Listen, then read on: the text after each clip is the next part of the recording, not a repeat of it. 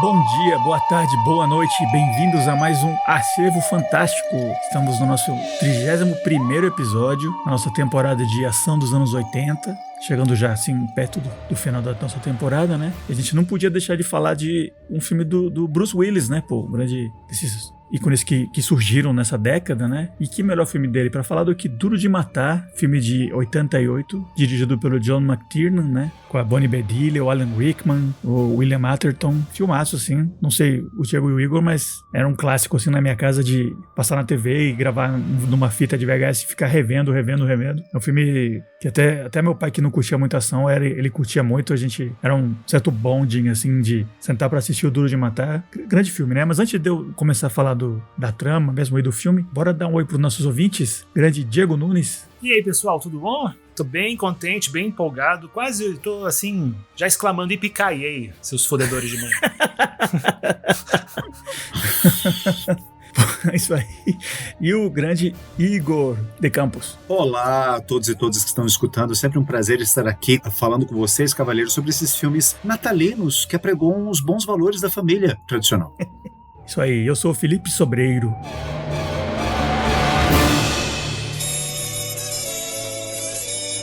Pois é, o Duro de Matar, né? Um grande filme natalino mesmo, né? Famosamente se passa no Natal, mas em Los Angeles, né? Um Natal sem ser nevado, né? Que para os americanos é raro, mas pra gente é, né, o ápice do verão, né? E o que é a trama do filme, né? Pra gente já começar falando sobre isso. O Bruce Willis faz um policial, assim, que tá em vias de divórcio. Um policial de Nova York que vai pra Los Angeles encontrar a esposa / ex-esposa, né? Que tá com os filhos morando lá, porque ela é uma executiva de alto nível numa empresa multinacional, japonesa, inclusive. E ele chegando lá no prédio lá pra festa de Natal da empresa da mulher, onde ele meio que foi um engano, ele não era esperado exatamente. Ao mesmo tempo, por coincidência, o prédio é tomado por uns terroristas, né? E eles sequestram toda aquela galera lá e tem um viés, assim, aparentemente de terrorismo meio político mesmo, ideológico. Eles se fazem passar por terroristas, mas ao longo do filme você descobre que, na verdade, eles são uma quadrilha de assaltantes, né? De ladrões de alto nível, né?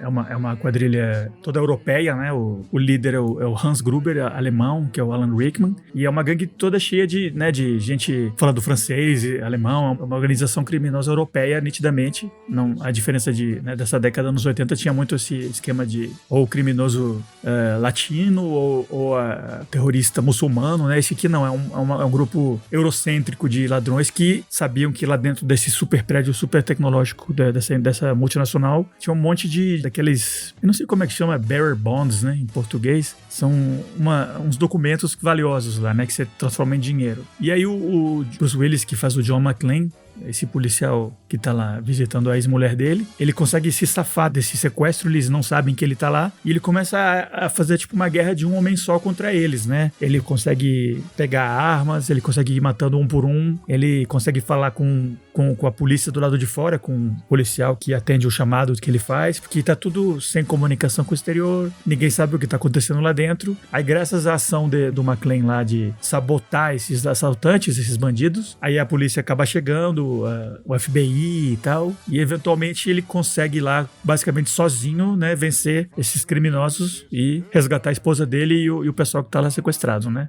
E é isso, né, um filme de, sabe, essa coisa de um homem contra o perigo, né, um cara solo, sem apoio. Famosamente ele tava descalço, né, na cena quando os assaltantes entram, então ele tá, não só ele não tá bem armado, ele tá meio semi-nu, assim, desprotegido, lutando contra esses assaltantes super tecnológicos, com muitas armas e lança-míssil, e tem até um hacker lá no grupo deles, é uma quadrilha high-tech, assim, e ele é um cara semi-nu contra eles, né, então tem esse elemento de um embate entre um cara contra essa força muito maior e mais organizada do que ele, e ele conseguindo isso, né, nesse sentido me lembra um pouco o Predador, né, essa coisa do cara aquém do seu par, do seu inimigo, que consegue, através da perseverança e da esperteza, ele vai se dando bem, né? Vai vencendo lentamente. Bom, é isso, essa é a trama do filme, né? Deixa eu começar perguntando pro Diegão. Diego, o grande Diego Nunes, qual é a sua história com esse filme, né? Já que você tem uma. Eu sou apaixonado por esse filme. Eu adoro. Também parecido com o Felipe, né? É um filme que eu já revi muitas vezes, né? Não me lembro a primeira vez que eu assisti, não me lembro. Certamente eu não vi esse filme no cinema, né? Eu era muito criança ainda, mas eu não me lembro da primeira vez que eu vi ele no vídeo, né? Com certeza deve ter sido em VHS. É um filme que você se apaixona à primeira vista, assim, né? Porque é um filme muito bem feito de ação, com um roteiro super redondo, com atuações muito boas, com um vilão muito magnético e carismático. O filme tem muitas qualidades, muitas qualidades. Então eu já realmente vi esse filme muitas vezes. E vi agora de novo pro podcast, e sempre eu gosto de mencionar que quando você assiste o filme com uma mentalidade de interpretação, como a gente faz, né, para discutir no podcast, você sempre percebe coisas diferentes, né? E por mais que tenha sido a 27ª vez que eu vi o filme, eu percebi duas coisas diferentes que eu vou propor a vocês para discussão no decorrer do episódio. As duas coisas que eu notei foram: é um filme que se associa ao gênero de ação dos anos 80, né? Tema da nossa temporada, mas eu acho que também ele faz parte de um subgênero que foi inventado pelo cinema americano de Hollywood, que é um subgênero muito divertido, muito legal, né? Que é o heist movie, filme de assalto. Por exemplo, um grande filme de assalto, né? Que todo mundo já deve ter visto, que tem uma estrutura, né, não igual, mas semelhante, assim, né? 11 Homens e um Segredo, né? Ocean's 11. Então tem vários filmes desse subgênero, né? Que eu acho, inclusive, que pode ser uma temporada nossa, não sei, né? A gente não tem muito o que dizer sobre esses filmes, mas são filmes com roteiros muito profissionais e muito certinhos, sabe? E super divertidos, e a gente assiste esses filmes várias vezes e se diverte sempre, né? Então, por que será que o heist movie é tão legal, tão divertido, né? E a outra coisa que eu notei é um elemento cômico nesse filme fortíssimo, né? De sátira à polícia, né? A polícia é muito ruim, horrível, né? O John McClane é o único policial bom do filme, e o amigo dele, o interlocutor dele, é um policial traumatizado, desk job, policeman, né? Que trabalha no escritório, simpaticíssimo, mas... Reginald VelJohnson. Nossa, como a polícia é incompetente nesse filme, né? É muita sacanagem. Nossa, é claramente uma intenção do diretor, do roteirista, satirizar a polícia nesse filme. Fantástico. Me sinto representado. Pois é, não só a polícia, mas o FBI, né, que geralmente nesses filmes é tipo um nível acima, né, de profissionalismo. Então eles são o ápice, assim, da autoconfiança, sabe, errada e inútil, assim. Eles chegam estragando tudo, inclusive parte do plano do Gruber, né, do terrorista, ele conta com que o FBI vai fazer o que eles fazem, né. Ele já espera aquele bravado, aquela coisa, não, a gente vai chegar aqui e fazer tudo do nosso jeito e claramente vai dar tudo errado, né? É muito legal. Realmente isso é um aspecto bem forte, não só desse filme, mas da sua temporada, né? Pelo visto. Não sei se é o diretor ou o John McTiernan ou os roteiristas, mas talvez seja o diretor, né? Eu senti, assim, que tem um núcleo, né? Um espírito no filme de, como é que se fala? De protesto contra as autoridades, assim, contra a polícia, como força do Estado e o FBI também. E como se fosse uma apologia ao indivíduo, né? Ao policial. Ao bom policial. Os dois agentes do FBI que aparecem, né, são Johnson e Johnson, né? Nos créditos eles aparecem como Big Johnson e o outro é o Small Johnson, alguma coisa. E eu lembrei daqueles irmãos gêmeos lá do Tintin, né? Daquele desenho animado belga, né? O Tintin que são o Dupont e o Dupont. Thompson e Thompson, né? Eu falei, será que isso é uma piada? Acho que não tem dúvida que é uma piada. Com certeza deve ser. Não só uma piada, mas acho que uma das melhores piadas do filme todo, quem faz é o do Robert Davi, né? Que é o branco dos dois, que tem uma hora que ele tá no rádio, assim, ele vai pedir alguma coisa lá pra central, né? Ele fala, oi, aqui é Johnson. Ele diz, não, o outro. Tipo... É muito bom isso. É uma fala dele, assim. O que o cara falou pra ele pensar que era o outro, né? Johnson? Não, o outro, né? O diálogo desses dois do FBI é tudo comédia, porque eles tá lá, Vietnã, igualzinho Vietnã, no helicóptero, querendo dar tiro em todo mundo, e aí o outro cara fala, tava na escola ainda, velho. E você, Igor, qual é a sua história com o Duro de Matar? Se é que você tem uma, né? Eu não tenho uma história com o Duro de Matar.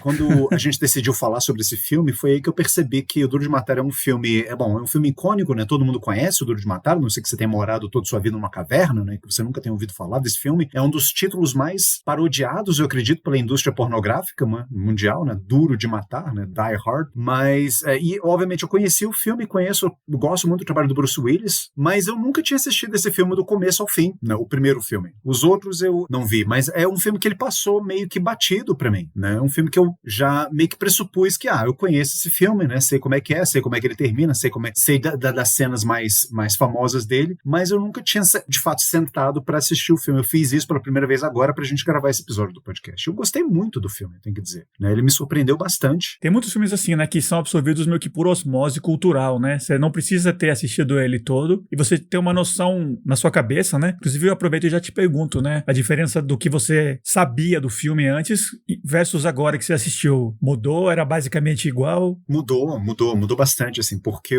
Bom, primeiro, uma das coisas que eu pude ver no filme é que o personagem do John McClane, ele de fato, ele passa por uma... A gente vai falar depois sobre isso, né? Mas assim, ele passa de fato por uma transformação. Ele não é um personagem muito carismático no começo do filme, né? Ele é um personagem meio brucutu, assim, sabe? Meio machista, inclusive, né? Porque ele viaja até Los Angeles para poder falar com a esposa dele, né? Visitar a esposa dele, visitar os filhos dele, né? Que estão morando em Los Angeles. E ele o tempo todo culpa ela do casamento deles não ter dado certo, sabe? Como se fosse responsabilidade dela. Ela arranjou um baita do emprego, foi uma excelente oportunidade de trabalho que ela teve em Los Angeles, e ela teve que se mudar. Ele poderia ter se mudado com ela, ele poderia ter dado apoio para ela, mas ele não, ó, você vai lá, eu espero que você se ferre, e aí depois você volte para Nova York arrependido daquilo que você fez, e isso meio que tá no personagem do começo do filme. Então ele não é muito carismático, não, eu achei esse episódio mais estranho, mas aí o personagem ele vai se transformando, né, ao longo do filme, e você vê que as tiradas dele, a forma como ele combate esses terroristas / assaltantes high-tech europeus, sabe, é muito engraçado, e assim, no final do filme você acaba, obviamente, né, torcendo por ele, e a interpretação do Bruce Willis é excelente. Então isso é uma das coisas que eu não sabia do filme,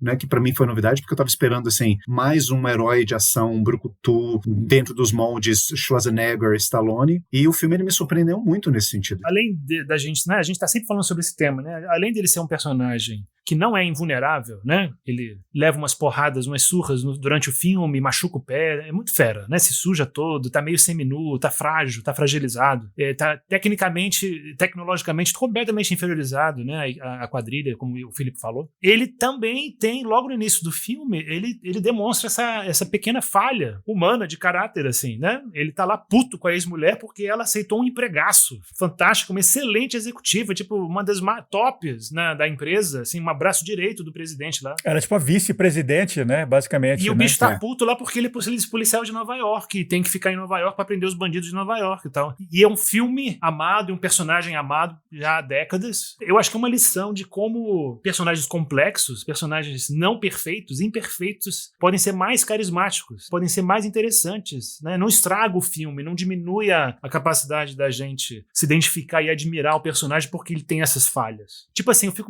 o Felipe deu um exemplo há uns episódios atrás e realmente isso ficou na minha cabeça, né? De como alguns heróis de ação hoje em dia são perfeitos. Por exemplo, o The Rock.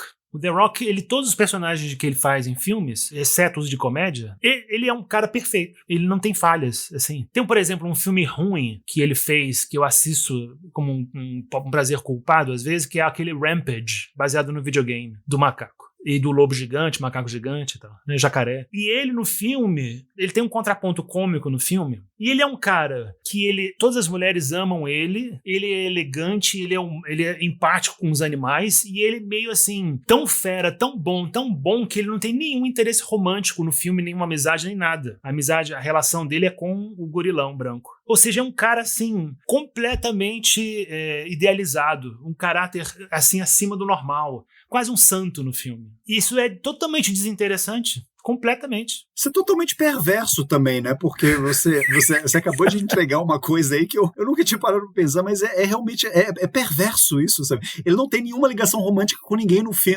filme inteiro. Ele não tem afetos. O único afeto dele é um gorila, é um macaco. Entendedores entenderão o que eu tô querendo dizer aqui. Sabe? Como assim? Como assim?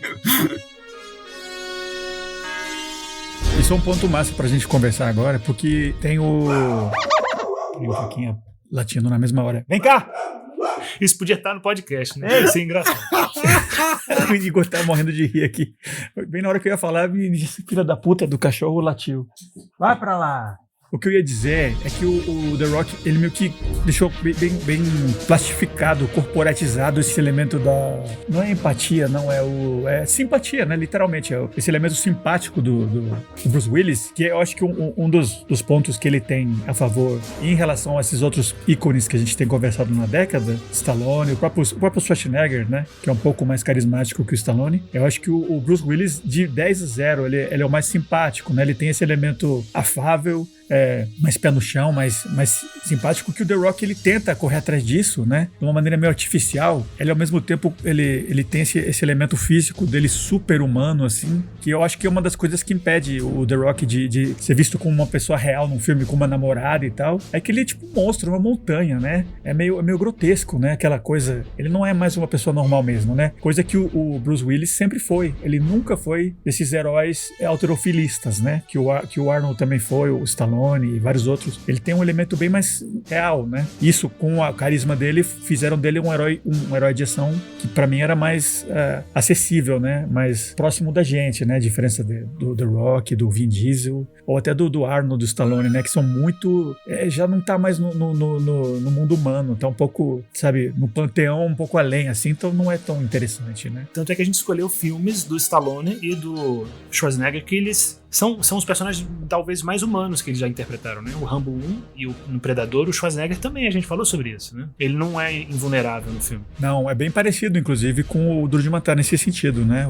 O papel do Arnold naquele filme. Sim, eu acho muito interessante o que você está falando, Felipe, porque eu acho que um dos motivos, assim, fazer uma leitura, assim, sabe, cultural bem rasteira aqui, bem rápida, né? Mas vou ver se eu consigo passar a ideia direito aqui para vocês. Mas, assim, eu acho que um dos motivos pelos quais o cinema de ação, esse grande cinema de entretenimento, especificamente falando dos filmes de ação, hoje em dia, eles estão muito aquém daquilo que eles poderiam ser, especialmente comparados com os filmes de ação dos anos 80, ou do início dos anos 90, pelo menos assim, passam a impressão de serem melhores, mais complexos, mais cheios de nuances, com personagens mais interessantes. É porque eu acho que hoje em dia se preza muito, né, no cinema, pelo aspecto da relacionabilidade, sabe? Parece que o público quer se ver o tempo todo, né, de uma forma quase que narcísica, ou narcisista, né, na tela de cinema, ou na tela onde eles estão vendo os personagens fazerem o que eles estão fazendo.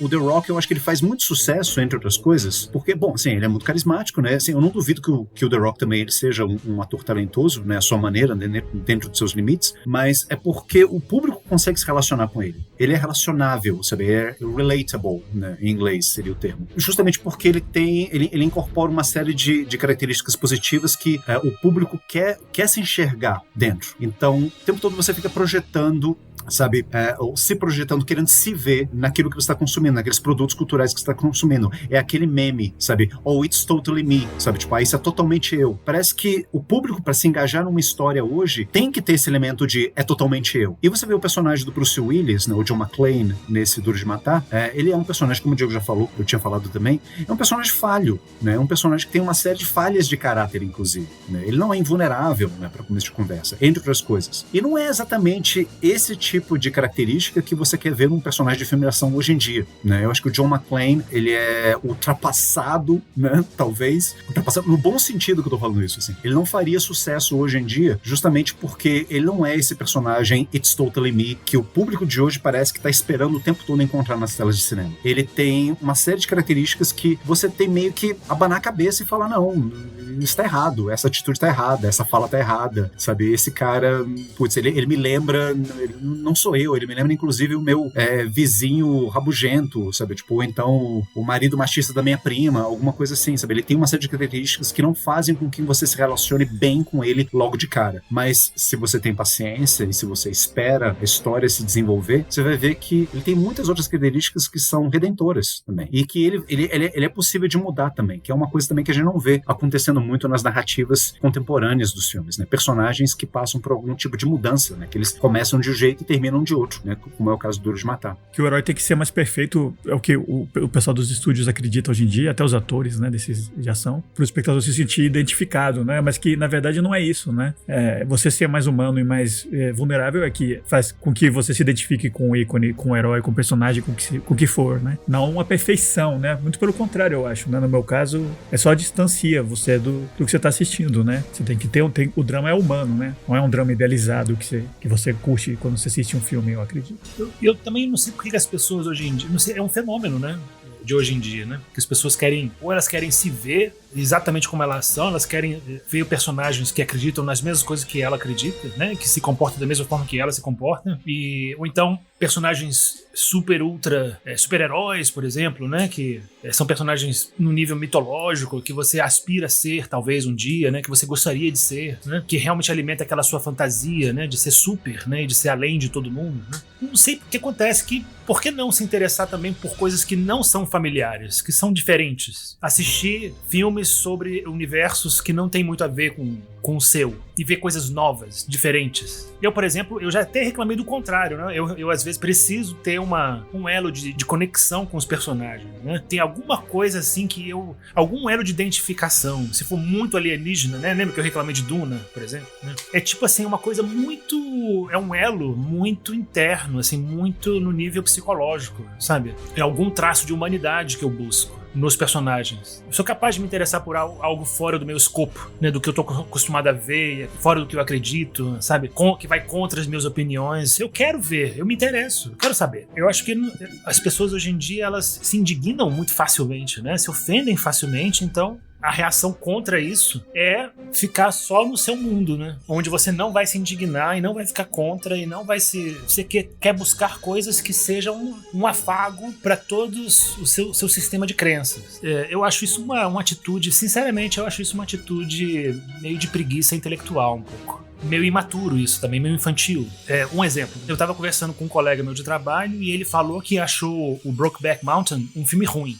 Eu falei, é mesmo? E esse meu amigo, esse colega meu de trabalho, ele é abertamente gay. E ele achou o filme muito ruim. Eu falei, uai, sério? Mas por quê você achou o filme ruim? Aí ele falou que é mais um filme que retrata a homossexualidade como um motivo de sofrimento e alienação à sociedade. Como uma coisa trágica, horrível. Então esse tipo de filme não tem que mais ser feito. Sabe? Tem que, agora a ideia é mostrar o contrário, né? É muito mais interessante mostrar que ser gay é muito bom e é ótimo e você vai ser feliz. O que isso tem a ver com o filme? Por que o filme incomodou ele? É porque, em parte eu entendo, né? Porque durante muito tempo era a única opção que tinha de demonstração disso na ficção, era só o lado ruim, né? Hoje em dia também tem o lado positivo e tal, mas você não precisa então dizer que toda história que não é positiva é ruim porque, né? Não é propaganda, né? Você tá contando uma história, não? O pessoal assume sempre que uma história é tipo um tipo de propaganda e não é necessariamente, né? Às vezes é um draminha só, aquilo lá. Eu vou arriscar aqui, o momento psicanálise selvagem, né? Tem que ter, né? No podcast.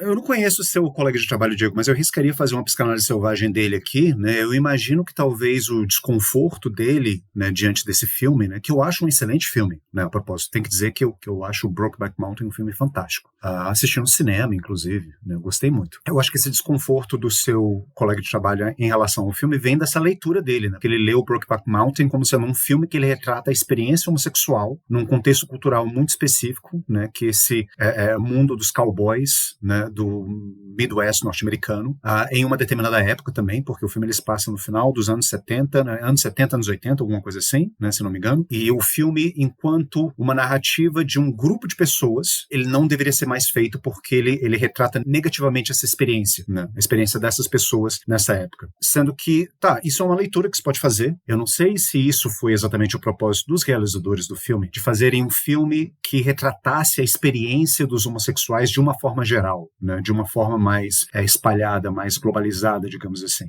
Não sei, eu acho que o filme ele funciona muito para mim, por exemplo, porque eu vejo ele como a história de um ser humano, né? No caso, o personagem principal para mim é o personagem do Heath Ledger, que ele é profundamente solitário, ele não consegue, por mais que ele tente, ele luta para encontrar uma conexão com o mundo fora dele, mas ele não consegue, por conta de uma série de amarras que ele tem. Muita gente talvez pode não concordar com isso, né, que eu vou dizer, mas o fato desse personagem ser homossexual dentro do parâmetro geral do filme torna-se quase que algo contingente diante dos obstáculos internos que ele tem que encarar. Então, assim, eu entendo essa crítica desse seu amigo, mas, assim, ao mesmo tempo, eu acho que tem outros filmes que são mais exemplares na hora de mostrar a experiência dos homens gays, sabe? E a luta que homens gays têm de afirmarem os seus direitos frente a uma sociedade muito conservadora. Eu acho que Brokeback Mountain não é exatamente um filme que ele fala sobre essa experiência geral dos homossexuais, mas fala mais sobre personagens individuais, e por isso eu acho que o filme funciona muito bem, e eu consigo me relacionar e me identificar com essas lutas do personagem do Heath Ledger, independentemente da minha orientação sexual. E eu gosto muito desse filme, novamente, assim, sabe? É um filme com o qual eu me vejo nessas questões. Mas não sei, né? Talvez outras pessoas discordem e achem que o filme ele fale sobre questões muito mais sociais do que particulares, né? Aí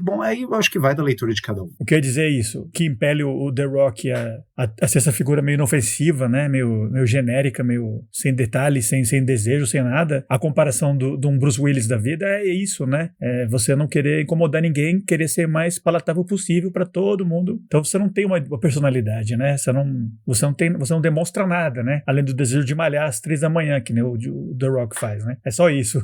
O McClane, o Bruce Willis, né? Tem esse personagem falho. Eu acho que o grande sucesso desse filme foi não só do personagem do McClane, mas eu acho que no Bruce Willis, né?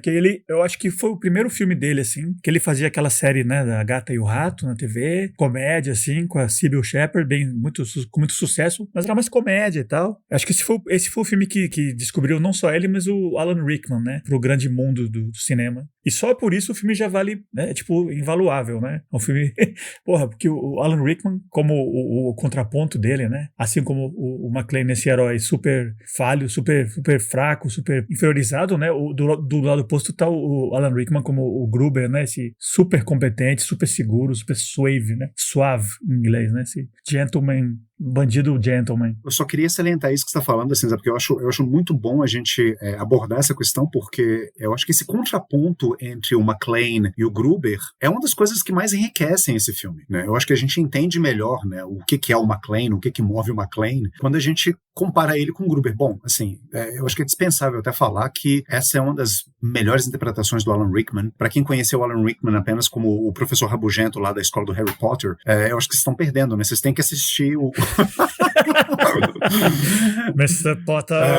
vocês têm que assistir, que também é uma ótima interpretação, assim, sabe? Tipo, eu confesso que Harry Potter não é muito meu forte, não, mas eu assisti os filmes muito, assim, sabe, querendo ver os coadjuvantes do Harry Potter, mais do que a trama principal e tudo mais, assim, mas assim... o elenco é excelente dessa série toda, né? Todos os grandes atores ingleses estão nesse filme aí, da série do Harry Potter. Exatamente, alguns dos meus atores favoritos, Gary Oldman, deixa eu ver, David Thewlis, bom, enfim. Timothy Spall. Mas, então, a interpretação do Alan Rickman, eu acho que é magistral, é exemplar, eu acho que enriquece muito o filme, dá uma classe pro filme, e é interessante, bom, assim, o filme, ele é muito bom também, assim, tecnicamente, porque a parte técnica dele vai dando o tempo todo insights a respeito dos personagens pra você. Então, por exemplo, assim, não sei se vocês notaram, em muitas cenas, muitas cenas, né, a ponto disso chamar minha atenção, tem sempre alguém cantarolando alguma musiquinha. Várias cenas do Duro de Matar. Tem sempre alguém cantarolando, assoviando, ou então fazendo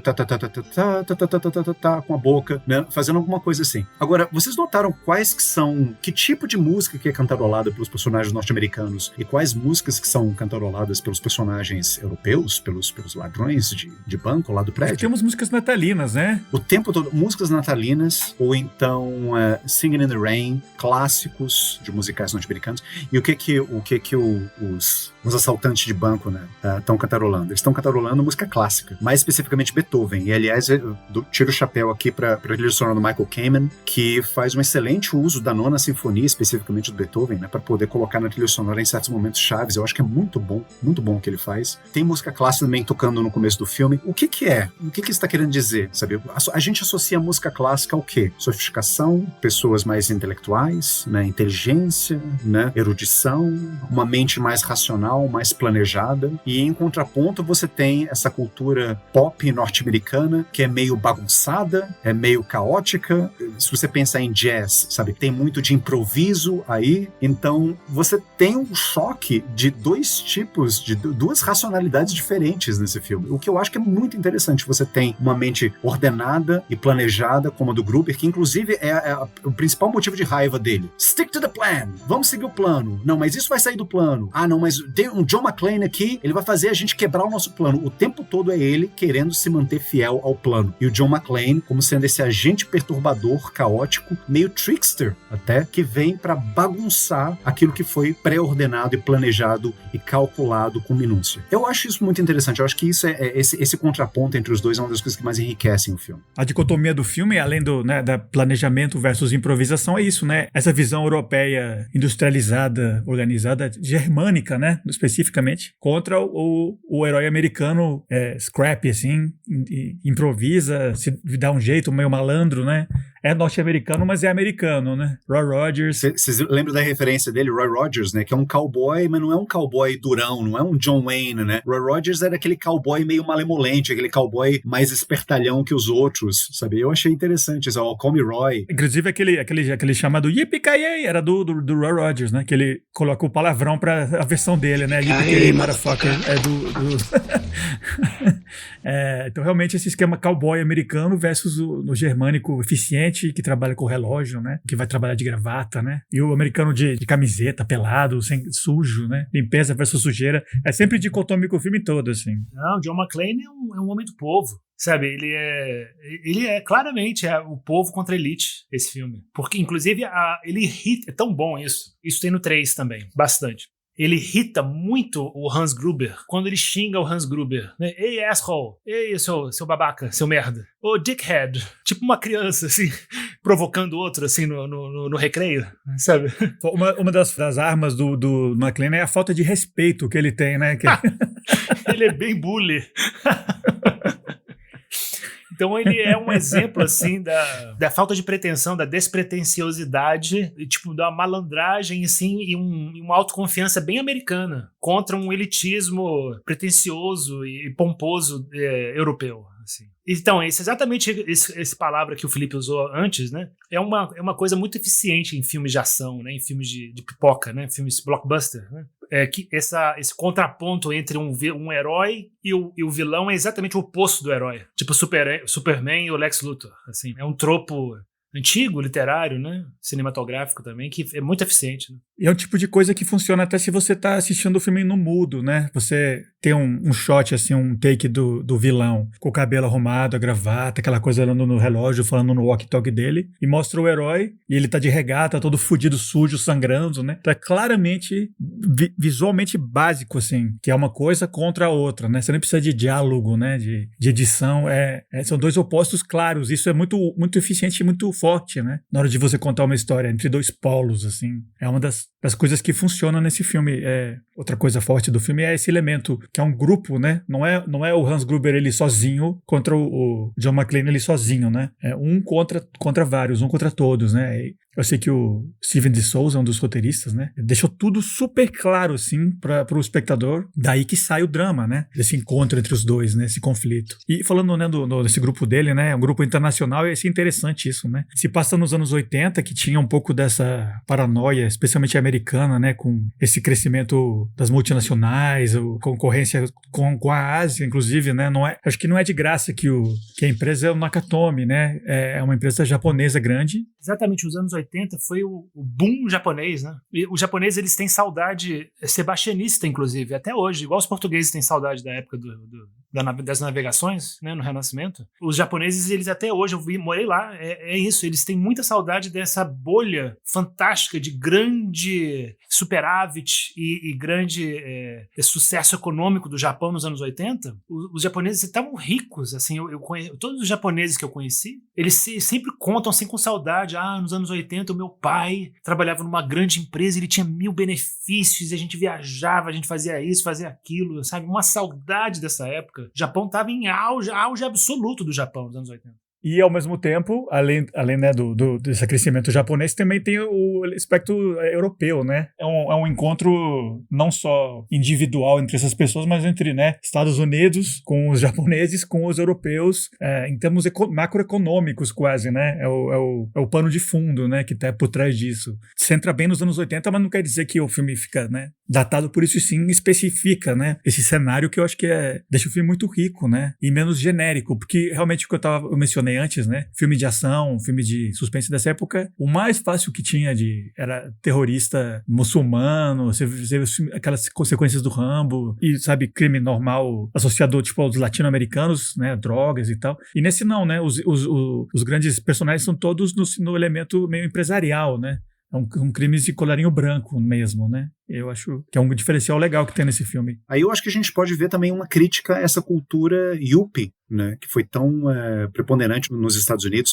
Tá certo que os bad guys do filme são europeus, mas assim, também aproveitando, né, que o Diego já tinha falado no comecinho, né, do episódio, eu vou aproveitar esse ensejo, assim, sabe, dizer que os bad guys principais são europeus, mas os policiais também são bad guys, assim, como os agentes do FBI também são bad guys. Então, assim, tem toda uma série de burocratas, né, trabalhando contra o coitado do John McClane, sabe, que também são agentes vilanescos, né, nesse filme. Falando nisso, do lado americano tem o Hart Bochner, né, que faz aquele colega da esposa dele, o Ellis, que é tipo aquela caricatura do Yuppie cheirado, né, e que estraga tudo, e não só estraga tudo, mas causa com que eles matem ele, né, então não é de graça.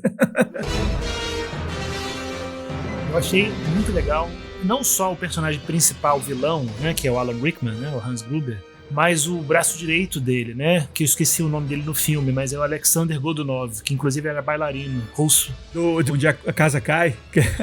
Personagem completamente diferente no Dia a Casa Cai, assim, muito legal. E aí eu acho legal que eles deram esses toques de humanidade também, de vulnerabilidade a esses vilões, né? Que às vezes se esquecem de fazer isso hoje em dia, né? Não são puras caricaturas da elite europeia. Então, por exemplo, tem 2 momentos que eu gosto muito no filme. Por exemplo, o personagem do Alexander Godunov, eu achei brilhante esse negócio do Bruce Willis ter matado o irmão dele, mesmo que seja acidentalmente e tal, né? E ele, puto da vida, com muita raiva e com um desejo de vingança absoluto, assim. Eu até me lembrei do personagem vilão do Mad Max 2, que perde o namorado e persegue o Max o filme inteiro, né, com desejo de vingança. E aí ele tem esse conflito, né, de que eu não posso matar ele agora, que eu tenho que seguir o plano, encontrar os detonadores da bomba, né? E ele não quer, aí ele vai atrás do Bruce Willis, sabe, eu achei isso tornou o personagem muito mais único, mais pessoal e mais relatável, né, como a gente tava falando, relatable. Inclusive, ele não morre, né, na hora que você pensa que ele morre, aí você fecha, inclusive, a história do policial no final, né, ele só tinha ficado pendurado, aí ele volta no final. Clássico, assim. Nos 80, né, o vilão volta. Isso é horroroso, isso foi a única coisa que eu achei horrorosa no filme. Como assim? Anos 80, horroroso, dá um desconto. Eu sou crítico desses comebacks de vilão, sabe? Que você mata o vilão, aí você já, agora sim, podemos relaxar, podemos descansar, vamos embora pra casa, não sei o quê. Aí o vilão, ele volta, do nada. Gente, isso é um clichê tão feio, isso é mais feio que bater a mãe com um cabo de vassoura. E as pessoas ainda fazem isso, e pois é, e tem o Duro de Matar, assim, sabe? Tipo, não, Diego, o Duro de Matar grande filme, mas não é perfeito. Essa cena é horrorosa. Não, então, no finalzinho, quando o Hans Gruber tá lá já antes, um pouquinho antes do Bruce Willis chegar finalmente pro duelo final, com a arma grudada nas costas, né? Tem um embate, né? Tem um conflito entre ele, o Hans Gruber, e a mulher do John McClane.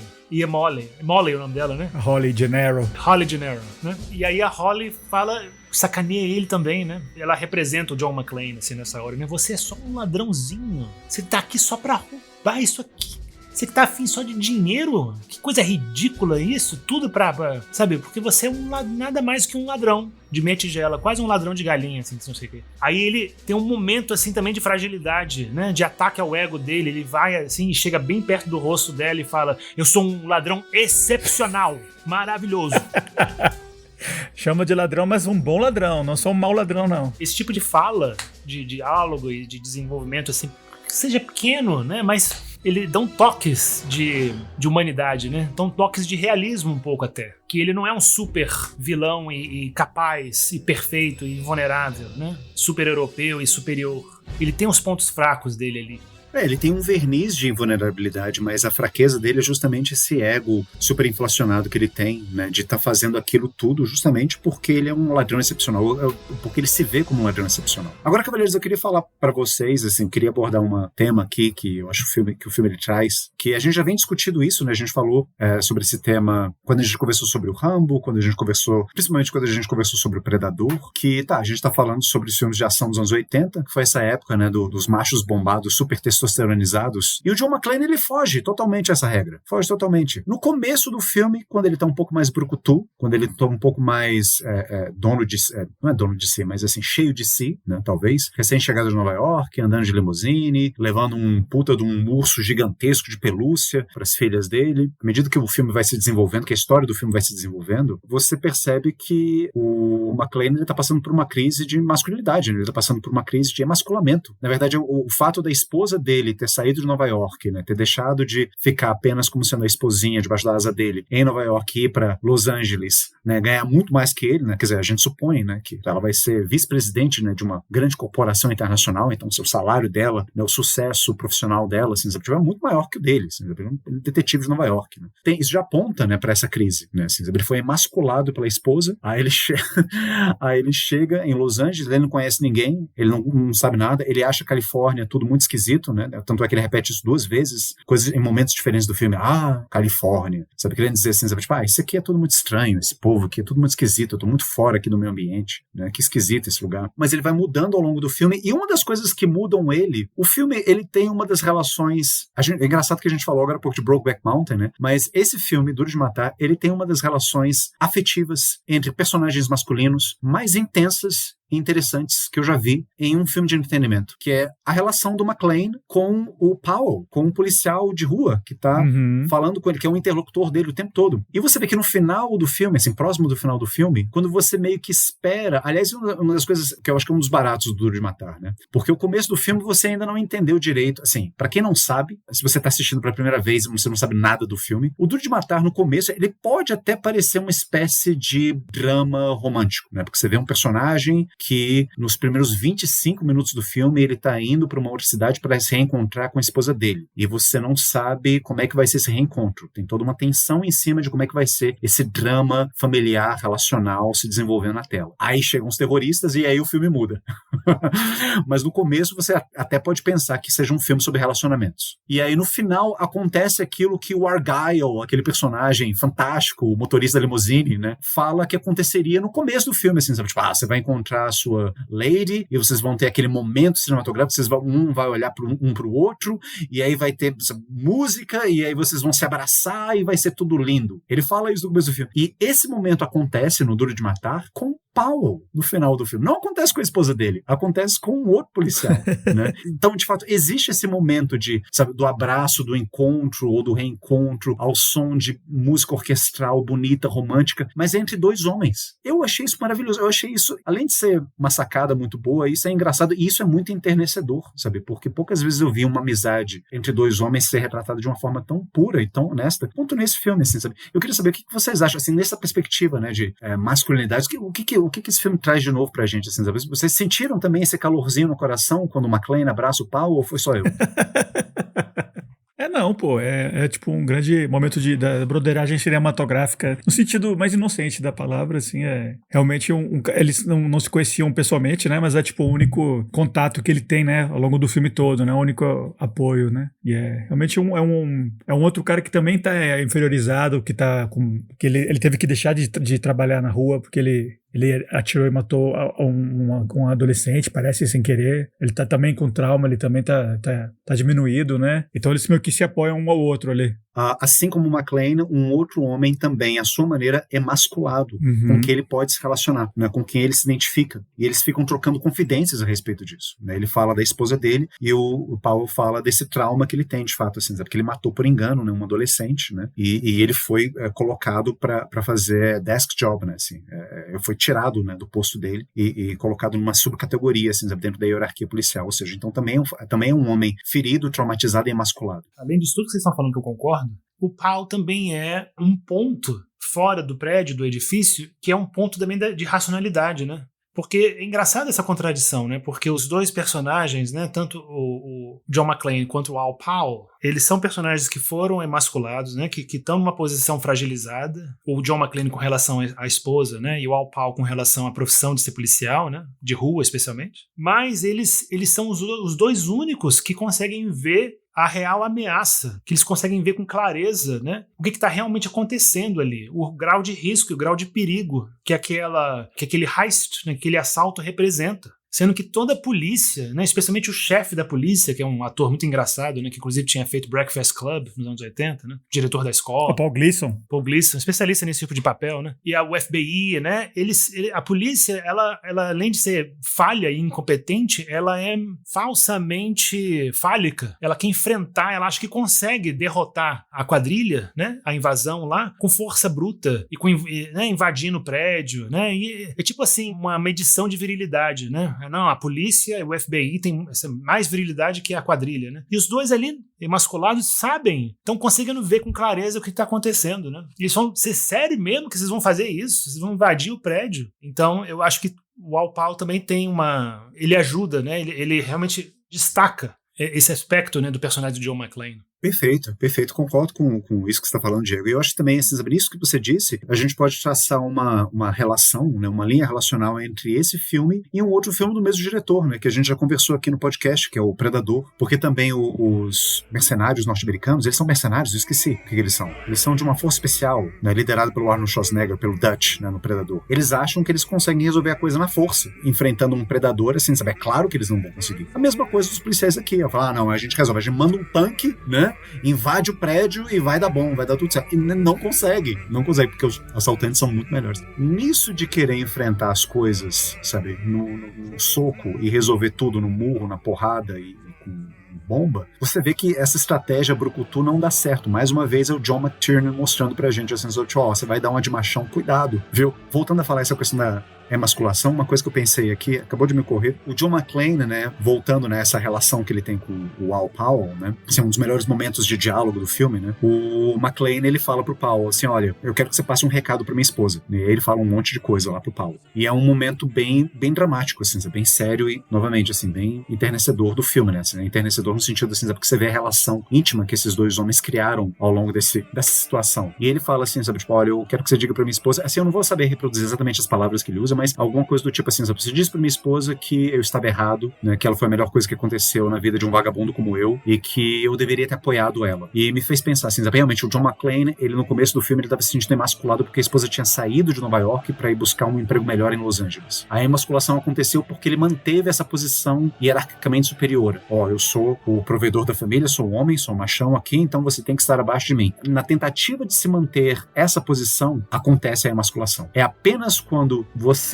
sai desse pódio, quando você desiste dessa corrida e fala, não, eu abro mão desse papel vulnerável, hierarquicamente superior, whatever, que eu tenho aqui, é aí que a emasculação deixa de acontecer. E aí você vê realmente ele se reunindo com a esposa dele no final do filme, não mais como um coitado, mas como um igual, sabe, com ela, né? Porque, de fato, antes ele estava numa situação inferior, ele só esteve nessa situação inferior porque antes ele havia se colocado como superior. Quando ele sai desse papel, aí eles podem se encontrar finalmente. E eu achei bonitinho demais, assim, ela corrige ele, fala assim, você é a fulana Gennaro, eu sou a Holly McClane. Esse encontro é muito bonitinho. Mas não é mais bonito que o abraço que ele dá no Al. Só completando, do ponto de vista da Holly, eu acho que ela consegue ver o marido de uma forma diferente, né? Porque ela, em vez de achar ele, assim, nossa, um grande herói e fantástico, né? Você conseguiu resolver a situação e me salvar, né? Você me salvou, como se fosse uma donzela no castelo presa, né? Pelo dragão. Eu acho que tem um momento no filme que ela fala assim, nossa, só alguém como o John pra deixar alguém tão puto da vida, né? Que é quando o Alexander Carl, né? O Alexander Godunov tá lá quebrando todas as coisas porque não conseguiu matar o John McClane, né, que matou o irmão dele. Eu acho que ela vê, assim, que apesar desse defeito, apesar do John McClane ser uma pessoa que me deixa louca e puta da vida o tempo todo, sabe? Ele tem as qualidades dele, é o jeito dele, eu tenho que aceitar. Se eu quero ficar com meu marido, eu tenho que aceitar como ele é, porque ele também vem com coisas boas, né? Então, não é qualquer pessoa, né? Não é qualquer um que faria o que o John fez durante o filme, né? Ele foi lá e enfrentou a quadrilha sozinho, né? Eu acho que isso ele realmente foi lá e fez o trabalho dele.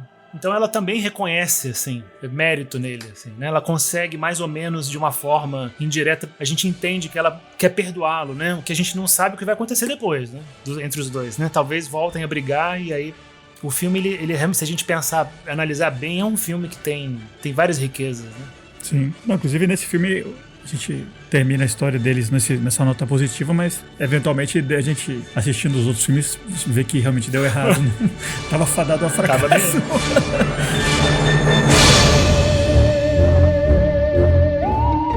Então, pessoal, esse foi o nosso episódio do Duro de Matar, filmão, grande filme que lançou Bruce Willis, né, Alan Rickman. Pra mim é um filme 5 estrelas, assim, é um filme dentro desse universo dos filmes de ação, não tenho o que criticar. Eu sei que o Igor não gostou do finalzinho lá do Carl voltando à vida, mas isso pra mim é um mero detalhe, não afeta nada, na minha opinião pessoal. Não estraga o filme, não estraga em absoluto, é um excelente filme. Pois é, e então é isso, super dica pra vocês, assistam esse filme se vocês não assistiram ainda, ou se você assistiu, faça que nem a gente, reassista pela 20ª vez. E antes da gente anunciar o nosso próximo filme, né, que vai ser já o final da temporada de ação anos 80, vamos dar as nossas dicas da semana para os ouvintes, um filme relacionado de alguma maneira, né? Deixa eu começar pelo Diego. Qual é a sua dica para os ouvintes? Eu acho que se você é muito fã do Duro de Matar, se você não viu Duro de Matar 3, A Vingança, Die Hard with a Vengeance, eu acho que é o único filme da sequência, né, que pega realmente o espírito do primeiro filme.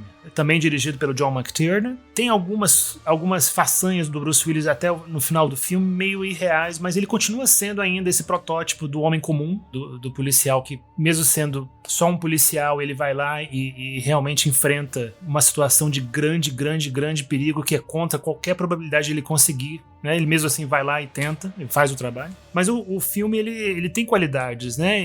Eu acho que o vilão Jeremy Irons dá show de bola também, eu acho ele maravilhoso, também encarna bem esse personagem elitista e educado e fino e pomposo, né? Em contraposição ao homem do povo, né? Do John McClane, sacaninha e malandro, né?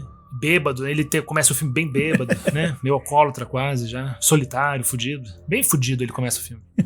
Então, eu acho que tem qualidade. A relação dele com o Samuel Jackson no filme também muito parecida com a relação que ele tem com o Al Powell. É uma relação muito legal também, divertida de ver. Acho um filme bem escrito. O final não é tão bom, mas eu acho que é uma pipoca ótima, assim. Ainda mais se você pensar em pipoca hoje em dia, né? Eu acho uma excelente pipoca até hoje. Muito bom. Igor, o que você tem para recomendar assim, para os ouvintes que curtiram Duro de Matar? Bom, se você gostou do Duro de Matar, eu tenho um filme aqui que era pra ser, inclusive, uma das continuações do Duro de Matar. Porque o Duro de Matar, ele meio que criou uma espécie de fórmula, né? Como ele se passa num lugar só, isso foi muito bom pra Hollywood, porque você não precisava gastar muito dinheiro em vários cenários diferentes. Personagens que vão, sabe, de uma cidade a outra. Não é um James Bond da vida. Que prejuízo que dá o James Bond, porque o James Bond vai, sabe, de Pequim a Caracas, né, passando por Paris, Mônaco, sabe, é um gasto horrível. Duro de Matar não, Duro de Matar é um filme popular, é um filme econômico, porque ele se passa em um lugar só. Tá certo que é um prédio de luxo, né, mas ainda assim é um lugar só. Mais econômico ainda que um prédio de luxo é um ônibus. E esse filme, de fato, assim, eu sei que o primeiro draft, né, o primeiro rascunho do roteiro desse filme, o título provisório era Duro de Matar, Die Hard in a Bus. Esse filme que eu tô falando é o Velocidade Máxima, com o Keanu Reeves, nova geração que acha que o Keanu Reeves, ele só é o John Wick. Não, ele já fez outros papéis também. Esse filme tem um dos melhores vilões também de ação que eu já vi, que é o Dennis Hopper. É um filme ótimo, sabe? Se você não assistiu... Sandra Bullock. Isso, eu ia falar. Tem um link também mais direto ainda com o Duro de Matar, né? O diretor de fotografia do Duro de Matar é um holandês chamado Jan de Bon, né? Que já trabalhou, inclusive, com Paul Verhoeven, que a gente falou do Robocop. E ele filmou o Duro de Matar, né? Ele filmou o Duro de Matar, excelente, inclusive. Eu esqueci de falar isso durante a gravação do episódio, mas falo agora, assim. Eu achei a fotografia e trilha sonora do Duro de Matar, aspectos técnicos do filme que saltam realmente os olhos. A fotografia é linda, né? É uma coisa meio Caravaggio, um contraste entre chiaro escuro, cores quentes e cores frias o tempo todo na tela. Eu achei muito bonita. Aí depois, quando eu fui ver, não, Jan de Bon é o diretor de fotografia, um holandês que já tinha trabalhado, né, nos filmes do Verhoeven. Ele é o diretor desse filme, do Velocidade Máxima. Então, esse é um filme, eu acho ele bem escrito, bem atuado, ele é empolgante. É um filme de 94, tem uma química interessantíssima do Keanu Reeves com a Sandra Bullock, que depois eu fiquei sabendo que foi uma química que rolou na vida real. Que o Keanu Reeves, ele era apaixonado pela Sandra Bullock, e ela era apaixonada por ele, só que os dois meio que, não, mas ele não vai querer nada comigo, ela não quer nada comigo. Aí anos depois, tipo, 20 anos depois, isso veio à tona e eles se encontram e, naquela época eu queria ficar com você, eu queria ficar com você, mas hoje eu sou casada, hoje eu tenho namorada, agora já era, dois bobocas, idiotas, né? Mas isso tá na tela, a gente pode detectar isso, né, na relação deles. Então é um filme ótimo, Velocidade Máxima, pra quem não assistiu. Tanto a Velocidade Máxima quanto Duro de Matar, lindos, super bem filmados e zero efeito digital. tudo real, tudo locação de verdade. É pré-CGI, né? Anos 90, em 94. Só 5 ou 6 anos depois do Duro de Matar, né? Então, realmente, na época, era tudo efeitos práticos, né? Que realmente é um diferencial, né? Não dá pra negar, não. E, bom, agora eu, né? Com a minha dica da semana. Realmente, né? O Duro de Matar inventou esse gênero, né? Desse cenário, né? Duro de Matar em um ônibus, Duro de Matar num barco, Duro de Matar não sei o quê. Mas esses filmes de heists, de roubos, planejamento, assim, não começou no Duro de Matar, né? E um dos predecessores dele, que eu acho um super filmaço, chama The Taking of Pelham 123, que aqui no Brasil é O Sequestro do Metrô, um filme de 74, né? Tá fazendo 50 anos agora, inclusive, do Joseph Sargent. É muito legal, um filme com Walter Matthau, os ladrões também com esse perfil tipo Gruber, assim, sequestram uma linha do trem, né, de Nova York. Tem o Robert Shaw, né, que no ano seguinte faria Tubarão, né, como Quint. É um filme super legal, mostra também muito do funcionamento da cidade, assim, é realmente um precursor ao Duro de Matar, e o elenco é incrível, tem essa dinâmica entre o pessoal que tá preso no metrô e os assaltantes, e o plano deles que realmente não é o que tá sendo planejado, não é o que tá sendo, né, o que a polícia acredita que é, na verdade é outra coisa. O elenco é tão legal, o herói, né, que é o tipo de, a gente falando, né, o Bruce Willis, como é um herói fora da curva hoje em dia, né, comparado com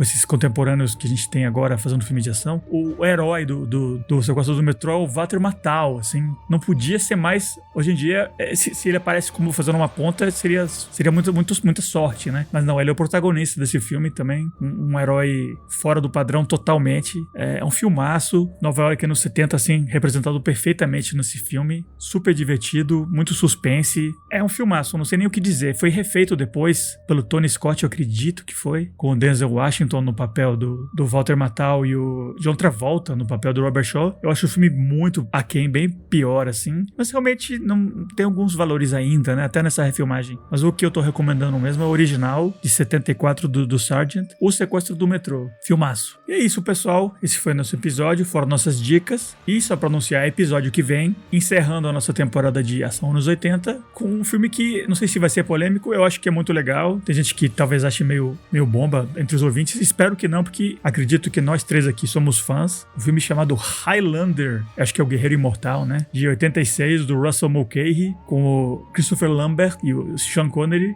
Eu acho um filme clássico, muito bom. Ação com fantasia, anos 80. Trilha do Queen. Pra mim é imperdível pra temporada de ação nos 80. E eu espero que vocês curtam, né? Então, daqui a 2 semanas, Highlander. Então, pessoal, é isso aí. Bora dar tchau pros ouvintes, então. Grande Diego. Valeu, pessoal. Um abraço pra vocês. Muito obrigado pela audiência. Pra mim, é um prazer total, né, falar sobre esses filmes dos anos 80, né, filmes de ação, clássicos da minha infância e adolescência, adoro. E acho que a gente ainda conseguiu ver aspectos que eu ainda não tinha visto, apesar de ter visto o filme mais de 20 mil vezes. Então foi muito proveitoso, adorei, valeu demais. E muito, como sempre, essa temporada só clássico, só filmaço. Muito, muito empolgado pra falar de Highlander. Fantástico. Isso aí, muito bom. E Igor? Então é isso, gente. Muito obrigado a todos e todas que tiveram a paciência de escutar essas coisas que a gente fala aqui. Espero que vocês assistam o filme. Espero também que, como nós, né, vocês possam, para aqueles que já assistiram o filme, possam reassistir o filme com outros olhos e ver outras coisas no filme. Eu passei a gostar ainda mais do Duro de Matar depois das conversas que eu tive com vocês. E ansiosíssimo para falar também. Aí sim, esse é um filme que eu assisti várias e várias vezes. É um dos cânones da minha infância. Highlander, o Guerreiro Imortal. Um filme que se passa na Escócia, em que o único ator escocês faz papel de um espanhol, e o escocês, na verdade, é interpretado por um francês, que depois vai para os Estados Unidos e tem que enfrentar um russo que é feito por um canadense. É isso aí, isso é globalização. Pois é, isso aí, pessoal. Até daqui a 2 semanas. Falou!